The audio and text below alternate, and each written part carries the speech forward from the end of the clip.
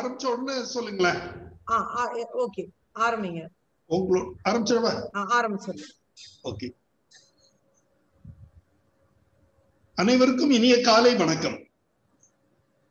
மீண்டும் உங்கள் அனைவரையும் ஃபார்ம் கிராஜுவேட்ஸ் தமிழ்நாடு குழுமத்தின் சார்பில் சந்திப்பதில் மிக்க மகிழ்ச்சி.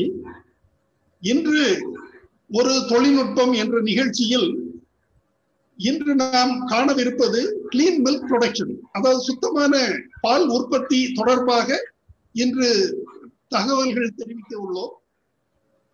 முதலில் நமது குழுமத்தை பற்றி ஒரு சிறிய தகவல். நமது ஃபார்ம் கிராஜுவேட்ஸ் தமிழ்நாடு என்ற குழு தமிழகத்தில் உள்ள வேளாண்மை பட்டதாரிகள், கால்நடை பட்டதாரிகள், தோட்டக்கலை பட்டதாரிகள், வேளாண் பொறியியல் பட்டதாரிகள், பால்வளத்துறை பட்டதாரிகள், செரிகல்ச்சர் மற்றும் ஃபிஷரிஸ் பட்டதாரிகள் அனைவரையும் உள்ளடக்கிய ஒரு குழுமமாகும். இந்த குழுமத்தில் ஒவ்வொரு நாளும் நாம் ஒரு தலைப்பை, தொழில்நுட்ப தலைப்பை விவாதிக்கிறோம். சாட்ஸ் மூலமாகவும் தொடர்பு கொள்ளுகிறோம், ஜூம் மூலமாகவும் தொடர்பு கொள்ளுகிறோம்.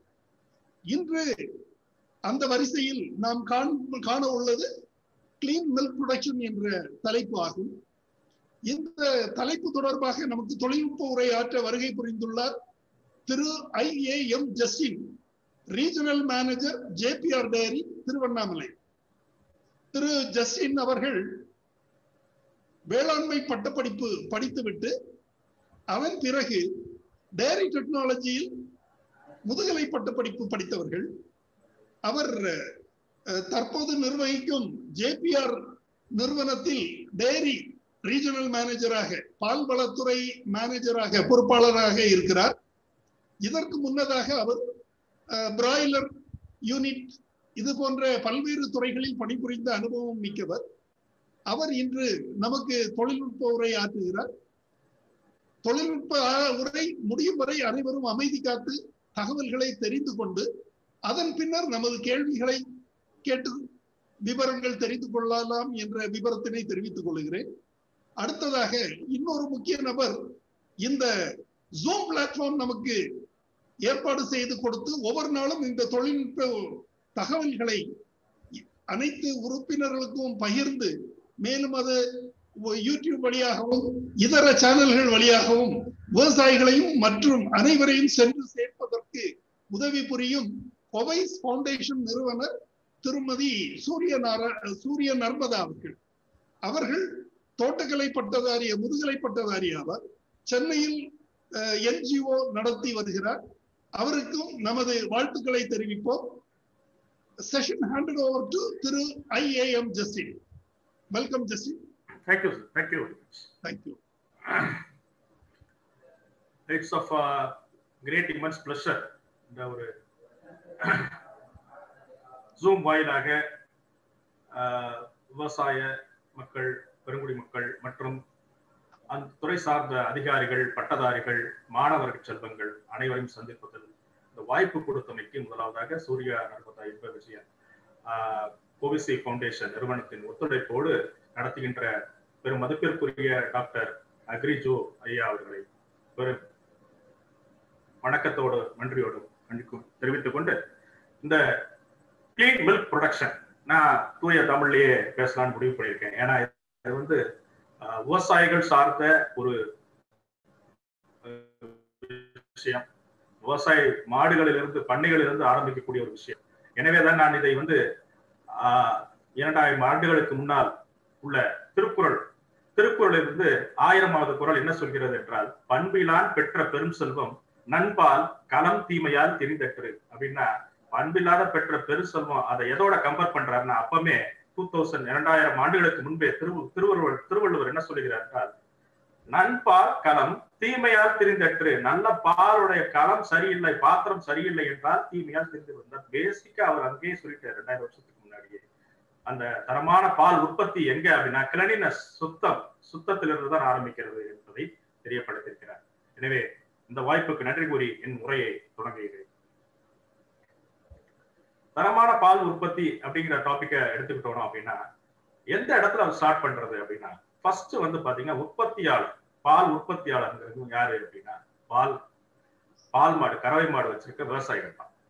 விவசாயிகள் பெரும்பாலான விவசாயிகள் 2 மாடுகள் 3 மாடுகள் வைத்து அவங்க கறக்க அந்த பாலானது நம்ம பால் வளம் இந்தியாவோட பால் பால் கொள்முதல்ல இந்தியாவை உலகத்திலே நம்பர் 1 இருக்குது. இந்த காரணம் வந்து இந்த விவசாயிகளுடைய மாடுகளின் பராமரிப்பு, அதன் உற்பத்தி, அதன் காரணமாகத்தான் நாம் இப்பொழுது உலகத்திலேயே நம்பர் 1 வர முடிஞ்சது. அதனால உற்பத்தியாளர் கறவை மாடுகள் தொழுவத்தில் தான் தரமான பால் உற்பத்தி ஆரம்பிக்கிறது. இரண்டாவதாக கொஞ்சம் பெரிய பண்ணை வச்சிருக்க விவசாயிகள் அவங்களோட கிளீனினஸ் எப்படி இருக்கும், அந்த பண்ணை முறையில வளர்க்கக்கூடிய மாடுகளுடைய கிளீனினஸ் எப்படி, சுத்தம் பராமரிப்பு, தூய்மை பராமரிப்பு எப்படி இருக்கும். மூன்றாவது கட்டமாக பால், இதெல்லாம் கறந்த பாலை வந்து கொள்முதல் நிலையம் ஒவ்வொரு கிராமத்திலையும் வச்சிருப்பாங்க. மில்க் கலெக்ஷன் சென்டர் என்று ஆங்கிலத்தில் சொல்லுவார்கள். அந்த கொள்முதல் நிலையத்தில் அங்க எங்க தூய்மையை எப்படி பராமரிக்கிறாங்க, பால் அவங்க தரமா கறந்து கொண்டு வந்தா கூட இவங்க சுத்தம் இல்லாம பண்ணிட்டாங்கன்னா என்ன ஆயிரும், அந்த பாலோட நுண்கருமி எண்ணிக்கை அதிகரிச்சு. அதன் காரணமாக பால் கொள்முதல் நிலையத்தில் அந்த தூய்மை பராமரிப்பு மூன்றாவது கட்டமாக நான் எடுத்துக் கொள்கின்றேன். அடுத்தபடியாக அந்த கொள்முதல் நிலையத்திலிருந்து கொள்முதல் செய்யப்பட்ட பாலானது பால் குளிரூட்டும் அருகாமையில் இருக்க குளிரூட்டும் நிலையத்திற்கு எடுத்து செல்ல வேண்டும். அந்த குளிரூட்டும் நிலையத்துல அவங்க எப்படி தூய்மை பராமரிப்பை பேணி காக்குறாங்க, அதை எப்படி அதை அந்த தூய்மை சரிவர செய்யறாங்களா, அது செய்யக்கூடிய கருத்துக்கள் என்னென்ன அப்படிங்கிறத நம்ம அந்த இதுல பார்க்கணும். அதற்கு அடுத்தபடியாக பால் குளிரூட்டும் நிலையத்திலிருந்து பாதுகாப்பான முறையில் குளிர் செய்யப்பட்டு அந்த பாலானது அந்த பால் டேங்கரில் எடுத்து செல்லப்படுகிறது. எங்கே, பால் டெய்ரி. அதனால பால் டெய்ரியில எடுத்து செல்லப்படக்கூடிய அந்த தூய்மை பராமரிப்பு 5ஆம் கட்டமாக நான் பார்க்கிறேன். இப்ப நம்ம முதல் கட்டமான உற்பத்தியாளரின் மாட்டுத் தொழுவத்தில் தூய்மை பராமரிப்பு அப்படிங்கிற இதுல பார்த்தோம்னா ஃபர்ஸ்ட் வந்து சுத்தமான சூழல்ங்கிறது என்விரான்மெண்ட். சுத்தமான சூழல் இருந்தா தான் மாசு கட்டுப்பாடு, மாசு இல்லாம மாசை கட்டுப்படுத்த வேண்டும். ஈஸி அக்சஸ் இருக்கணும், போகக்கூடிய வழி இடங்கள்லாம் நீங்க நல்ல வழியா இருக்கணும். அது பாத்தீங்கன்னா ஒரு ரொம்ப எல்லாம் குமிச்சு வச்ச சாணி, வட்டோல் இதெல்லாம் குமிச்ச இடத்துல மாடை கட்டணும். சுத்தமான சூழலை கட்டணும். இயற்கை சூழலை கட்டாதான் மாடும் சந்தோஷமான, கறவை மாடும் சந்தோஷமா இருப்பாங்க. அடுத்து சுத்தமான தொழுவத்தை அடிக்கடி அவங்க சாணி அகற்றுதல், அதை தூய்மைப்படுத்துதல், இந்த மாதிரி பணிகளை செய்யணும். அடுத்து சுத்தமான கறவையாளர், மாடு மட்டும் சுத்தம் பத்தாது, அந்த சுத்தமான கறவையாளர் எப்படி சுத்தமா இருக்க வேண்டும்னா கைகளை முதல்ல சுத்தமா இருக்கணும். கை சுத்தமா இருந்தா பால் சுத்தமா இருக்கும். இன்னொன்று, அவர்கள் இப்போ நம்ம முகக்கவசம் எல்லாருமே போட வேண்டிய சூழ்நிலை ஏற்பட்டுருச்சு இந்த COVID-19 தாக்குதலால. அதனால கண்டிப்பா முகக்கவசத்தோட கறந்தாங்கன்னா இன்னும் அருமையான, வாயில உள்ள எச்சிலோ இல்ல இந்த மாதிரியான சுத்தம் இல்லாத நுண்கிருமிகள் பாலில் பறப்பதற்கு, பாலை அசுத்தப்படுத்துவதற்கு காரணமாகின்றது. அடுத்து கறவைக்கு முன் கைகளை சுத்தப்படுத்த வேண்டும். இதுதான் வந்து அடுத்து பாத்தீங்கன்னா கைகளை எப்படி கழுவுங்கிற முறை தெரியும் உங்களுக்கு.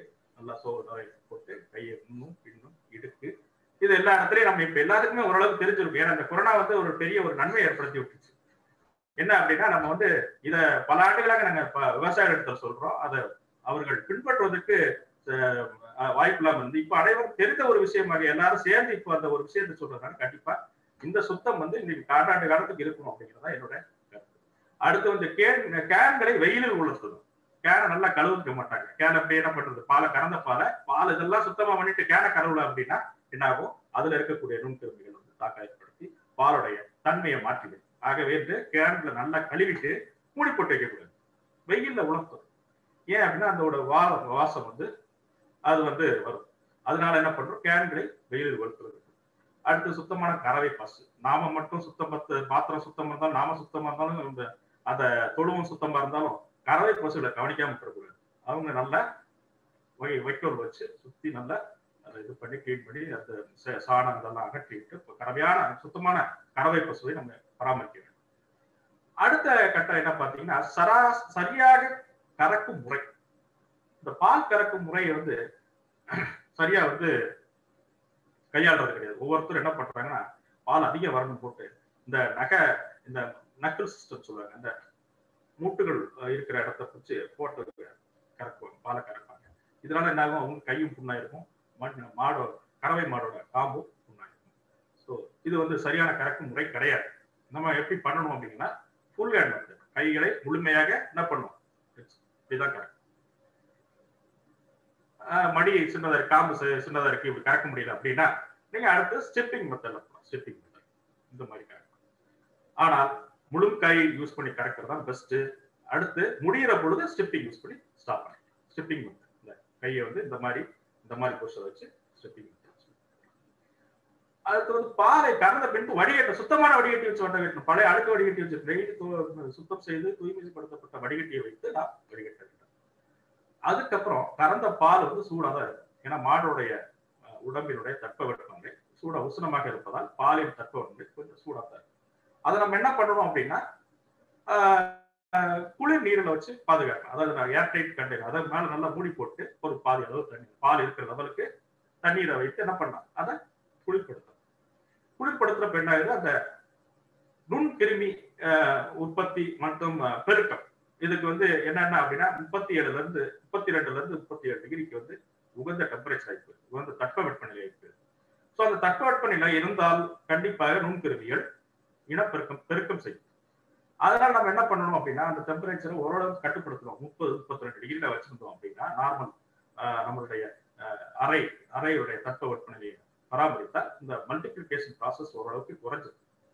அதற்காக தான் நம்ம என்ன பண்றோம், குளிர்ந்த நீரில் அதை பாதுகாக்க வேண்டும்.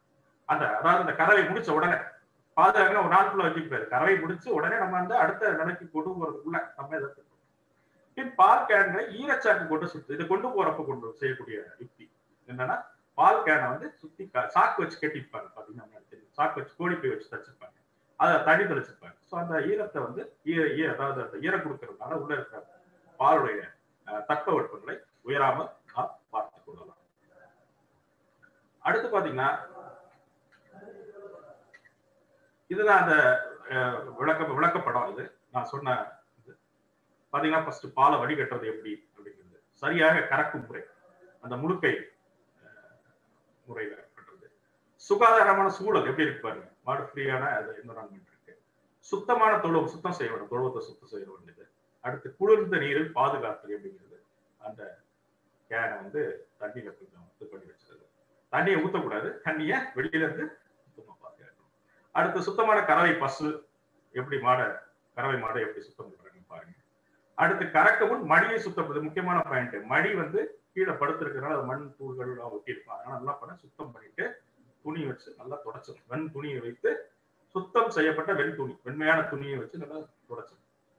அடுத்து சுத்தமான கறவை கைகளை கழுவி போக வேண்டும். இந்த சைக்கிள்ல பாத்தீங்கன்னா கோணிப்பை எப்படி கட்டிருக்காங்க கேன் மேல, அந்த கேன் வந்து எப்படி சுத்தமா அவங்க எடுத்துட்டு போறாங்க அப்படிங்கிறது.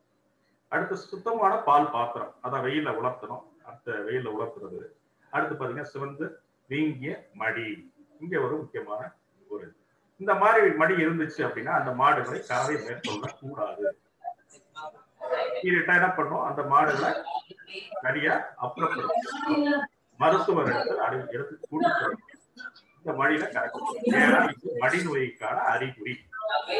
மடி நோய் என்னங்கிற பின்வரும் கறக்கு முன் கவனிக்க வேண்டியவை. அந்த மடிநோய்க்கோட கண்டினியூஷன் தான் இது. பாத்தீங்கன்னா மடிகளின் சுத்தம், கறவை மாடுகளின் சுத்தம் என்ன அப்படிங்கிறது ஃபர்ஸ்ட் கவனிக்கணும். ரெண்டாவது கறவை மாடுகளை சீர்படுத்தல், அதான் நான் சொன்னது, அதை செக்ரிகேட் பண்ணது தனியார் தனிமைப்படுத்தி அதை என்ன பண்ணோம், மருத்துவ இடத்துல செல்ல வேண்டும். அதுக்கு உண்டான மருத்துவ சோதனைகள் செய்து அதை பராமரிக்க வேண்டும். அடுத்து வந்து மடியை நல்லா வந்து அதோடைய மடிகளை காம்புகளை மசாஜ் செய்து போனவனே எடுத்தோன்னே கறந்துடக்கூடாது. பாலை கறந்து கொஞ்ச நேரம் முதல்ல என்ன பண்ணும், தடவி கொடுக்கணும். கறவை மாடுகளை தடவி கொடுக்க வேண்டும். அதற்கு முன்னாடி குரூமிங் செய்தால் இன்னும் நல்லது. குரூமிங்கிறது வந்து என்னன்னா ஒரு பிரஷ் வச்சு நல்லா உடம்புல, அதாவது இந்த கழுத்து பகுதிக்கும் தலைப்பகுதிக்கும் இடைப்பட்ட இடத்துல பாத்தீங்கன்னா நல்ல ஒரு ரெஸ்பான்ஸ் இருக்கும். அது மாடு நல்லா தடவி பார்த்தீங்கன்னா அது கூட அவங்களோட பயணிக்கும். அது உற்சாக நிலை அடையிறப்போ அது என்ன ஆகும், டெம்பரேச்சர், பாடி டெம்பரேச்சர் கொஞ்சம் இன்க்ரீஸ் ஆகும். அப்ப மாடு வந்து மடிகளை நன்காக கறவைக்கு கொடுக்கும். இதுதான் வந்து அந்த க்ரூமிங்கோட அட்வான்டேஜ். அடுத்து பாத்தீங்கன்னா சிறப்புத்தன்மை. அடுத்து சிவந்து வீங்கிய மடிநோய்க்கு அறிகுறி, அதான் நான் காமிச்சேன் அந்த ஸ்லைட்ல. சிவந்து வீங்கிய மாடுகளை தவிர்த்து தனிமைப்படுத்த இதெல்லாம் நம்ம பண்ணலாம். அடுத்து பாத்தீங்கன்னா கறவை முறைகள். இப்போ கறவைக்கு முன்னாடி என்ன பண்ணணும் அப்படிங்கிறத இப்ப பார்ப்போம் போன ஸ்லைட்ல. இது பாத்தீங்கன்னா கறவை முறைகள் என்னென்ன அப்படின்னா, ஃபர்ஸ்ட் கைகளை சுத்தமா கழுவணும். கழுவுறப்ப நம்ம சானிடைசர் யூஸ் பண்ணி கை கழுவணும். சானிடைசர் நுண்கிருமி நாசினி அதை யூஸ் பண்ணி கழுவணும். இப்போ வந்து பாத்தீங்கன்னா பெர்வாசிட்டிக் ஆசிட் அப்படிங்கிற சானிடைசர் இருக்கு. அது வந்து குளிர் நீரிலேயே 1% எடுத்துக்கொண்டு நீங்க அதை என்ன பண்ணா கைகளில் தேய்ச்சி நன்றாக கழுவணும். கழுவிட்டு அடுத்து மடியை கழுவ வேண்டும். மாடினுடைய கறவை மாடின் மடிவை கழுவுதல் மற்றும் துவைத்தல். அடுத்து காம்புகளை மசாஜ் செய்தல். அடுத்து முழுக்கை கறவை முறை, ஃபுல் ஹேண்ட் மில்கிங் மெத்தட். அது பண்ணிட்டு முடிகிற நேரத்துல என்ன பண்ணும், பால் கம்மியாகிற நேரத்துல ஸ்டிப்பிங். இது வந்து தொழுவத்தில் நடக்கக்கூடிய விஷயம். தொழுவத்துல வந்து இது பண்ணுவாங்க. மற்றபடி அந்த மாதிரி பண்ணைகள் எல்லாம் பாத்தீங்கன்னா மில்கிங் மிஷின் வச்சிருவாங்க. அது ஆட்டோமேட்டிக்கா உங்களுக்கு ஏர் ப்ரெஷர் அது இதாகும். ஏர் வந்து காற்று அழுத்தம் குறையும் பொழுது, அதாவது பாலின் அளவு குறையும் பொழுது காற்றின் அழுத்தம் அது தளர்ந்து அது பண்ணைகள்ல அது நடைமுறைப்படுத்தப்பட்டிருக்கிறது. அது இன்னும் சுத்தமானது. ஏனென்றால் அதை நன்றாக கழுவி நம்ம பயன்படுத்திக்கின்ற பொழுது அந்த நுண்குருவிகள் அதில் இருப்பது குறைவாக இருக்கிறது. இந்த படத்தை பார்த்தீங்கன்னா உங்களுக்கு தெளிவாக புரியும். முதல் நடவடிக்கை கையை கழுவ வேண்டும். அடுத்து துணிகள் வைத்து துடைக்க வேண்டும். அடுத்து முழுக்கை முத்தல்ல எப்படி பண்றாங்க, பாலை பீச்சுறாங்க பாருங்க. அதை இறுதியாக முடிக்கும் பொழுது ஸ்டிப்பிங். ஸ்டிப்பிங்கிறது இந்த மாதிரி வச்சு இறுதியாக அந்த கறவை முடியும் நேரத்தில் தருவாயில் இந்த மெத்தடை யூஸ் பண்ணுங்க. இதுதான் வந்து பால் கறவையோட முறை. அடுத்து இப்ப முக்கியமான ஒரு விஷயம் என்னன்னா நோய் பாதுகாப்பு. அதாவது மடிநோய் தான் காமனா இருக்கக்கூடிய ஒரு விஷயம் கறவை மாடுகளை ஏற்படக்கூடிய.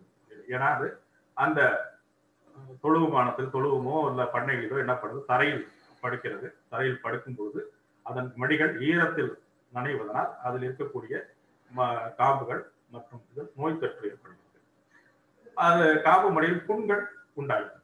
அப்போ நம்ம என்ன பண்ணணும், முதல் நடவடிக்கை புண்கள் வந்துருச்சு அப்படின்னா உடனடியாக அதை தனிமைப்படுத்த வேண்டும். குறிப்பாக பாத்தீங்கன்னா அந்த புண்கள்ல வந்து ஸ்ட்ரெப்டோகாக்கஸ் வகை தொற்று, ஸ்ட்ரெப்டோகாக்கஸ் நுண்கருமியானது அதோட சார்ந்த வகைகள் எல்லாம் அந்த புண் காயத்துல. இப்போ அதோட எண்ணிக்கை மற்றும் ஸ்டாண்டர்ட் பிளேட் கவுண்ட்ங்கிறது அதோட நிலைத்தட்டு, அது நுண்ணறிவியல் மைக்ரோபயாலஜில நுண் உயிரியல் இதுல ஸ்டாண்டர்ட் பிளேட் கவுண்ட்ங்கிறது ஒரு வகையான டெஸ்ட். அந்த ஒரு ml மில்க் பாலை எடுத்து அதில் பிளேட்டில் உள்ள மீடியா கொடுத்து நம்ம இன்குபேஷன் செய்து அதுக்கு உண்டான ரிசல்ட் வருகின்ற பொழுது அதோட சொமாட்டிக் செல்ங்கிறது ஆங்கில வார்த்தை. சொமாட்டிக் என்றால் பாடி உடம்புடைய செல்கள் இந்த கிருமியினால் புண் ஏற்பட்டு புண்ணின் காரணத்தினால் அந்த செல்களும் சேர்ந்து உள்ளே வரும். அந்த செல்கள் வரும்பொழுது அதோட கிருமிகளும் சேர்ந்து வரும். இதுதான் வந்து மடிநோய்.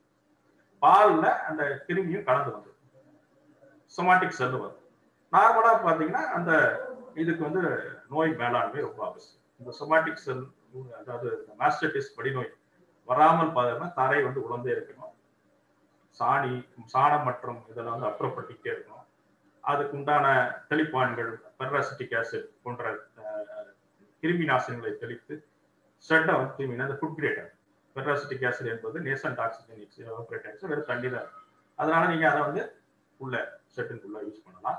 அந்த இதுக்கு வந்து நல்லது. அந்த மடிநோயை எப்படி கண்டுபிடிக்கிறது அப்படின்னா, பால் கறக்கிறதுக்கு முன்னாடி நம்ம அந்த காம்புகளை மசாஜ் பண்ணிட்டு இருப்போம். அந்த டைமே நமக்கு தெரிஞ்சுக்கலாம். அந்த நேரத்துல நமக்கு அந்த மடி மற்றும் காம்புகளின் புண்கள் என்ன அளவுக்கு இருக்கும் அப்படிங்கிறது தெரியும் நமக்கு. அப்புறம் வந்து பாலோட தன்மை தெரியும். இப்போ எங்களுக்கு நாங்க அங்க இதுக்கே போக மாட்டோம். அப்படி போகாத ஒரு ஷெட்டுக்கு போகாத இடத்துல கேட்ட லேப்ல உள்ள பாலை பரிசோதிக்கின்ற போது பாலில் வந்து வளவளப்பு தன்மை இருக்கும். அந்த பால் வந்து அதிகமா வந்து உங்களுக்கு பாடி செல்ஸ், அதாவது சொமாட்டிக் செல்ஸ், உடம்பு அந்த மாடினுடைய செல்கள் இருக்கும். அது சார்ந்த கிருமிகள் அதுல இருக்கு. அப்படிங்கிறது ஈஸியா கண்டுபிடிச்சிடும். இன்னொன்னு பாத்தீங்கன்னா அதோட அசிடிட்டி, புளிப்புத்தன்மை, அமிலத்தன்மை, அதுல மாற்றம் இருக்கும் உங்களுக்கு. அது பாத்தீங்கன்னா வித்தியாசமா இருக்கும். ஸோ இந்த பால் வந்து நம்ம பார்த்தாலே தெரிஞ்சிடும் ஓரளவுக்கு. ஆனா வந்து இதை கன்ஃபார்ம் பண்றது மாடினுடைய மடியிலே நம்ம அங்க அரெஸ்ட் பண்ணிக்கணும். மாடு புண்ணா இருந்தாலே அங்க தள்ளி வச்சிடும். முட்டோம்னா செல்லோடைய கணக்கு எண்ணிக்கை அதிகம், பால் முத்தப்பாலையும் கெடுத்து விடும். பாலின் தன்மை மற்றும் நுண்ணுயிர் நோக்கி மைக்ரோஸ்கோப் மூலம் தாக்கத்தின் தன்மை அறிதல். இது வந்து எங்கன்னா லேப்ல பண்ணக்கூடிய விஷயம். இது வந்து அங்க பார்மஸ் தொழுவத்துல மைக்ரோஸ்கோப் வச்சு பண்ண முடியாது. அதனால என்ன பண்றோம், நம்ம மருத்துவமனை கொண்டு போறோம். மருத்துவமனையில் மருத்துவ அதிகாரிகள் அதை பாலை பரிசோதனைக்கு அனுப்பும் பொழுது அங்க மைக்ரோஸ்கோப் வச்சு பார்ப்பாங்க. பார்த்துட்டு கன்ஃபார்ம் பண்ணுவாங்க, இது வந்து மடிநோய் தாக்கப்பட்டிருக்கு, இல்ல புண்கள் இருக்கு, உள்ள வந்து மடிநோயில வெளிப்புற தாக்கம் உட்புற தாக்கம், அது பின்னாடி பார்ப்போம். அப்படி இருக்கும். ஸோ அந்த புண்கள் உள்ள மாடுகளை நம்ம தனிமைப்படுத்தி இது பண்ணுவோம். இதுக்கு வந்து கலிபோர்னியா மாஸ்டர்டிஸ் டெஸ்ட் அப்படின்னு ஒண்ணு இருக்கு. கலிபோர்னியா மாஸ்டர்டிஸ் முறையில் சோதித்தல். அது என்ன அப்படின்னா, 4 காம்புகள் இருக்கிற அந்த கறவை மாடுடைய 4 காம்புல வரக்கூடிய பாலை தனித்தனியா 4 கிண்ணங்களை எடுத்துக்கணும். கிண்ணங்கள் எடுத்துட்டு 10 லிட்டர் பால் அளவுக்கு 5 முதல் 5 சராசரியா கறவை மாடுல நம்ம இந்த கிண்ணங்கள் எடுக்கிற பாலை பரிசோதிச்சோம்னா 10 லிட்டர் பால் அளவுக்கு எடுத்துக்கிட்டோம்னா அதுல 5 முதல் 10 CFU per ml, அதாவது சொமாட்டிக் செல், அந்த மாடனுடைய உடம்புல இருக்கக்கூடிய செல் ஆனது உள்ள பாடி செல் உள்ள வந்திருக்கும். அது 5ல இருந்து 10 இருக்கும் இந்த கவுண்ட். அதாவது CFU per ml, ஒரு mlக்கு 5 முதல் 10 கவுண்ட் இருக்கும் இந்த 10 லிட்டர் பால். நான் சராசரியா இருக்கு பாடி கவுண்ட்னா பாடியில இருந்து வரக்கூடிய அழுத்தம் மற்றும் இது கறவை முறையினால என்ன அது வரலாம். 10,000 லிட்டர் பால் எடுத்தீங்க ஒரு BMC பல்க் மில்க் கூலர்ல பாத்தீங்கன்னா 5,000 முதல் 10,000 வரை CFM சொமாட்டிக் செல் இருக்கு. இந்த எண்ணிக்கை வந்து சராசரியா இருக்கக்கூடிய பாடி செல், அதாவது மாடுகளின் கறவையில வந்து வரக்கூடிய அந்த பாலில் கலந்திருக்கக்கூடிய பாடி செல் ஆகும். மேற்கூறிய எண்ணிக்கை அதிகமா போற பட்சத்துல சராசரியா அது வந்து தரச்சரிவு ஏற்பட்டு, அதாவது குவாலிட்டி குறைஞ்சிருச்சு, ஏதோ ப்ராப்ளம் ஆயிருக்கு, ஏதோ வந்து பிரச்சனை, மாடினுடைய மடை காம்புகளில் ஏதோ நோய் வந்திருக்கு, புண்ணு தாக்கப்பட்டிருக்கு, இல்ல மாடு நோய் தாக்கப்பட்டிருக்கு, இதை நாம எடுத்துக்கணும். இதை அப்படி கணக்கு. இதை எப்படி நம்ம வந்து கறவை மாடுகள் இருக்கிற இடத்துல கூட நம்ம, அதாவது நம்ம கறவை மாடுகள் தொழுவத்துல கூட நம்ம இதை பரிசோதனை செய்ய முடியும். ஆனா இன்னும் அதுக்கு உண்டான கருவி வந்து வரல, வந்திருக்கு. அது அந்த விலை குறைவா கிடைக்கல. ஆனா இதே வந்து நம்ம ஒரு பால் கொள்முதல் செய்யற நிலையத்தில் நம்ம இதை பயன்படுத்தலாம். அது பேக்டோஸ்கேன் அப்படிங்கிற ஒரு கருவி வருது. அது வந்து எபிஃப்ளோரசன்ட் மைக்ரோஸ்கோபி அப்படின்னு சொல்லக்கூடிய அந்த ஃப்ளூரசன்ட்ங்கிறது அது ஒரு வகையான கலர் அடிப்படையில், நிறமாற்ற அடிப்படையில் அந்த செல்லுல மட்டும் அந்த கலரை காமிக்கும். இது வந்து ஐடி தொழில்நுட்பத்துறை இன்ஃபர்மேஷன் டெக்னாலஜி டிபார்ட்மெண்ட் அது அவங்க பண்ணியிருக்க ஒரு சாதனையானது. இமேஜ் ப்ராசஸிங் என்று சொல்லக்கூடிய அந்த இமேஜ் ப்ராசஸிங் முறையில் நாம் அந்த ஃப்ளோரசன்ட் லைட் அதை இது பண்ண அதுல இருக்கக்கூடிய சொமாட்டிக் செல்லோட எண்ணிக்கை உடனுக்குடன் நமக்கு கொடுக்கும். இதை வைத்து அந்த மாடானது சொமாட்டிக் செல் மடிநோயால் பாதிக்கப்பட்டிருக்கிறது, கிருமியால் தாக்கப்பட்டிருக்கிறது என்று ஊர்ஜிதப்படுத்தப்படலாம். அதற்குண்டான நோய் தடுப்பு நடவடிக்கை எடுக்கலாம். இது அந்த கிண்ணமான 4 மாஸ்டர்டிஸ் டெஸ்டோட 4 கிண்ணம் பவுல். இது ஒவ்வொரு காம்புலையும் இருந்திருக்கா அப்படின்னு பார்க்கலாம் இந்த ஆய்வு.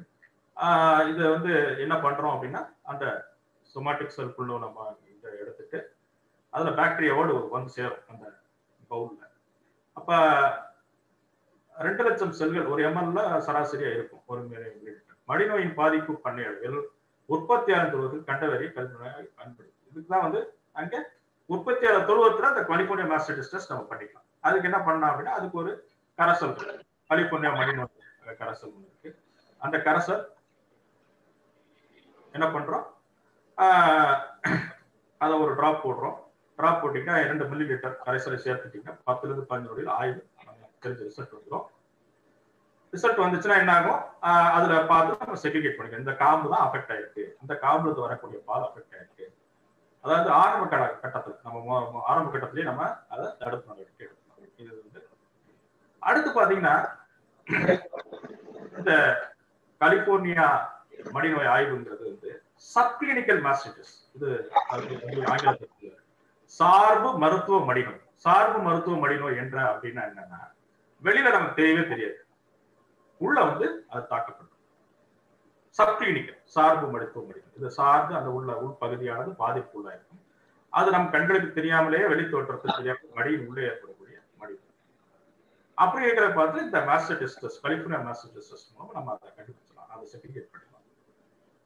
ஆகைய மடி வீக்கமோ மடி நிறமாற்றமோ இல்லை புண்ணே இல்லாட்ட கூட நீங்க இம்மீடியட்டா என்ன பண்ணணும், அருகில் உள்ள நம்ம கால்நடை மருத்துவர்கிட்ட. அடுத்து தரம் வந்து பூச்சிகள் மூலமாகவும் பாதிக்கப்படும். அந்த கிளீனினஸ் அப்படிங்கிற விஷயம் தரமானது பூச்சிகளுடைய சுற்றுப்புற தூய்மை இதெல்லாம் பாதிக்கப்படும். அந்த பூச்சிகளை கட்டுப்படுத்தும் கூட்டுப்பூச்சி இன்டகிரேட்டட் பெஸ்ட் மேனேஜ்மெண்ட் மேலாண்மை ரொம்ப முக்கியம். இன்டகிரேட்டட் பெஸ்ட் மேனேஜ்மெண்ட் பூச்சிகளை எப்படி கட்டுப்படுத்துறது அப்படிங்கிறது இந்த வரக்கூடிய இதுல. அதாவது பூச்சி முட்டை புழுக்கள் எல்லாம் வந்து இளநிலை பூச்சிகள், அதாவது வேர்ம்ஸ் இந்த மாதிரி சின்ன சின்ன நோட்ஸ் நெமட்டோட்ஸ் இந்த மாதிரி விஷயங்கள்லாம் என்ன பண்ணுன்னா சாணம் மற்றும் சுத்தரப்பட்ட குழிப்பதன தீவனம். குழிப்பதன தீவனம் அப்படின்னா சைலேஜ். எத்தனை பேர் நம்ம சைலேஜ் முறையை பயன்படுத்தணும்னு தெரியல. ஆனா ரொம்ப முக்கியமான நல்ல ஒரு விஷயம், விவசாயிகள் அதை பின்பற்ற வேண்டும்.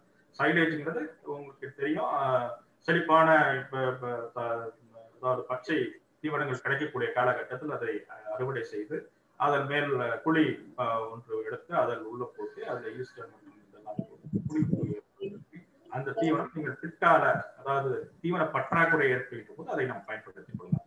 இதுதான் வந்து குழிப்பதன தீவன முறை. இந்த குழிப்பதன தீவன முறை கீழே சிந்துறது ஈரமான தானியங்கள் இது மூலம் வந்து நான் பூச்சி அடங்காயி பூச்சிகள் இந்த பூச்சிகள் வந்து என்ன பண்ணும் பால்ல உழுறது, பால் அது மூலம் ஏற்படக்கூடிய கிருமி தொற்றுகள்லாம் உள்ள வந்து அதனால என்ன பண்ணும் அந்த பால் கறக்கிற இடம் வந்து அதான் நான் முதலே சொன்னேன் சுற்றுப்புற தூய்மை. அந்த சுற்றுப்புற தூய்மைகள் இந்த பூச்சி ஈ வர்றது இந்த பெரிய ஈக்கள் இருக்கும் பாருங்க, அதுக்கெல்லாம் வந்து பசை நாடம் அதாவது டேப், அந்த டேப்ல வந்து நீங்க என்ன பண்ணணும் சுத்தி ஒட்டிட்டீங்கன்னா அதை கட்டிட்டீங்கன்னா அந்த பூச்சியெல்லாம் அந்த டேப் வந்து அட்ராக்ட் அந்த பசை நாடாவை ஒட்டிக்கும்.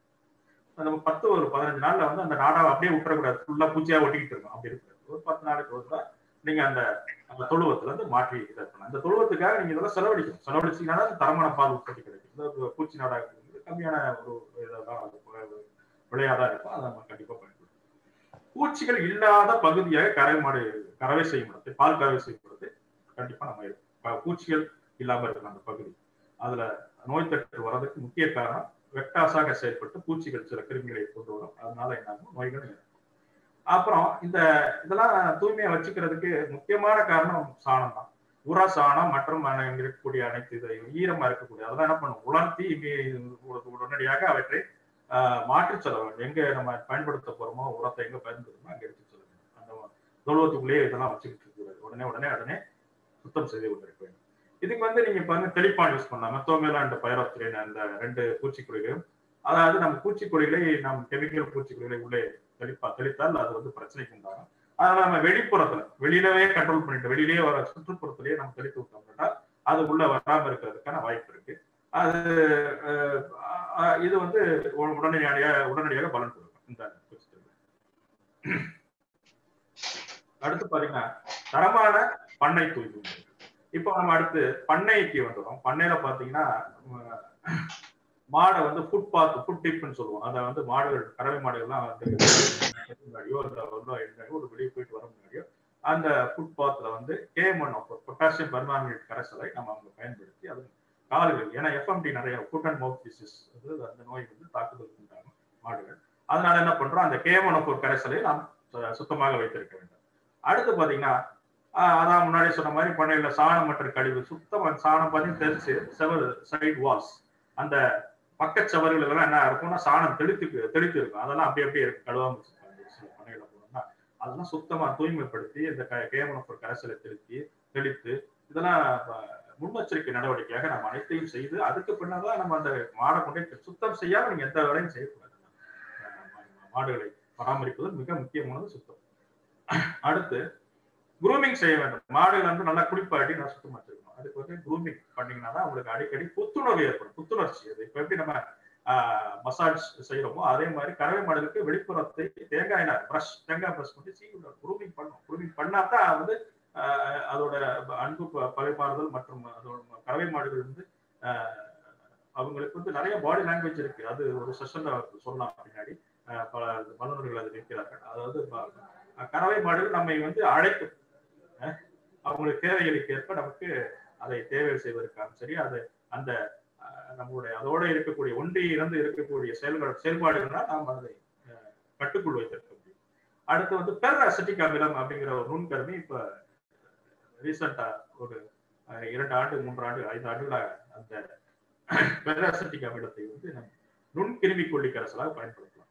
இது வந்து 1% அளவு தான் தண்ணியில ஒரு 100 லிட்டர் எடுத்தீங்கன்னா 1 லிட்டர் அதை இது யூஸ் பண்ணிக்கணும். அதை யூஸ் போட்டு தெளிச்சிங்கன்னா அது வந்து நான் சொன்ன மாதிரி அது நேசன்ட் ஆக்சிஜனா வெளியேறும். அது ஆக்சிஜன் வெளியேறும், வெறும் தண்ணி மட்டும் பண்ணது. ஸோ இது வந்து அந்த தெளிக்கப்பட்ட சிறு நேரத்தில் அங்கே இருக்கக்கூடிய அனைத்து கிருமிகளையும் அப்புறப்படுத்தி நான் அதை இது பண்ணி தூய்மைப்படுத்தும் அந்த ஏரியாவில்.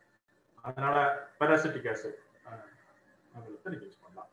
அடுத்து வந்து பால் கொள்முதல் நிலையத்தில் தரக்கட்டுப்பாட்டு முறை. இப்ப நம்ம எங்க போயிட்டோம்னா பால் கொள்முதல் நிலையம். பால் கொள்முதல் செய்யும் நபர் ஒரு முறை பயன்படுத்தக்கூடிய தலைக்கவசம், முகக்கவசம், கையுறை ஆகியவற்றை தவறாமல் பயன்படுத்த.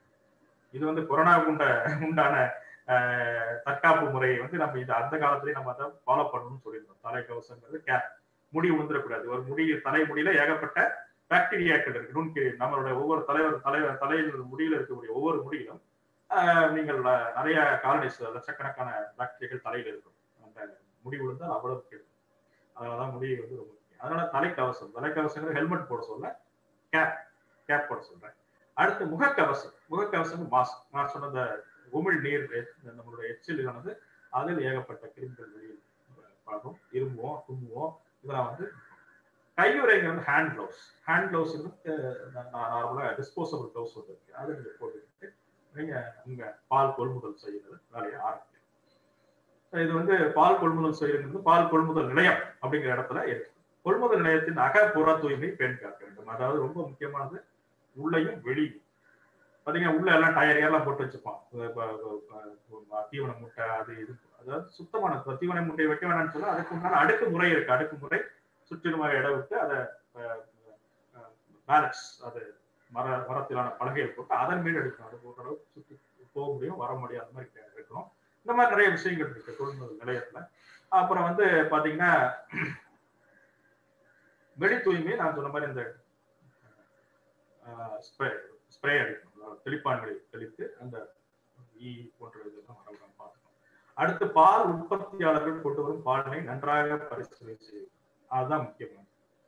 பால் உற்பத்தியாளர் கொண்டு வரும் பாலினை, அதாவது கறவை மாடுகள்ல இருந்து எங்க வந்துருச்சு, கொள்முதல் நிலையத்துக்கு வந்துருச்சு. பால் கொள்முதல் மில்க் கலெக்ஷன் சென்டர் என்று சொல்லப்படுது. இப்ப உள்ள மில்க் கலெக்ஷன் சென்டர்னா ரொம்ப அட்வான்ஸ்டான முறைகளை நம்ம பயன்படுத்திக்கிறோம். மில்க் அனலைசர் வச்சிருக்கோம்.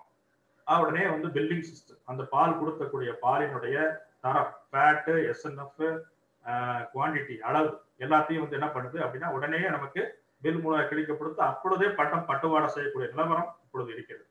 அப்பொழுதே பால் உண்டான கொள்முதலுக்கு உண்டான பாலின் காசை அப்போதுமே கிடைக்கப்படுகிறது. அந்த அளவுக்கு இருக்குது. இப்ப நம்ம அதை வந்து நம்ம அடிஷனலா கொஞ்சம் 2-3 ஆய்வுகளை சேர்க்கலாம் அப்படிங்கிறது எங்களுடைய கருத்து. தொழில்நுட்ப வல்லுநர்கள் நாங்க என்னன்னா அதுக்குண்டான ஆய்வுகளை செய்து கொண்டிருக்கின்றோம். அது கூடிய விரைவில் அது வரும். அதாவது இப்போ அடல்ட்ரேஷன், முக்கியமா பாத்தீங்கன்னா அடல்ட்ரேஷன், பால்ல கலப்படம் செய்வது.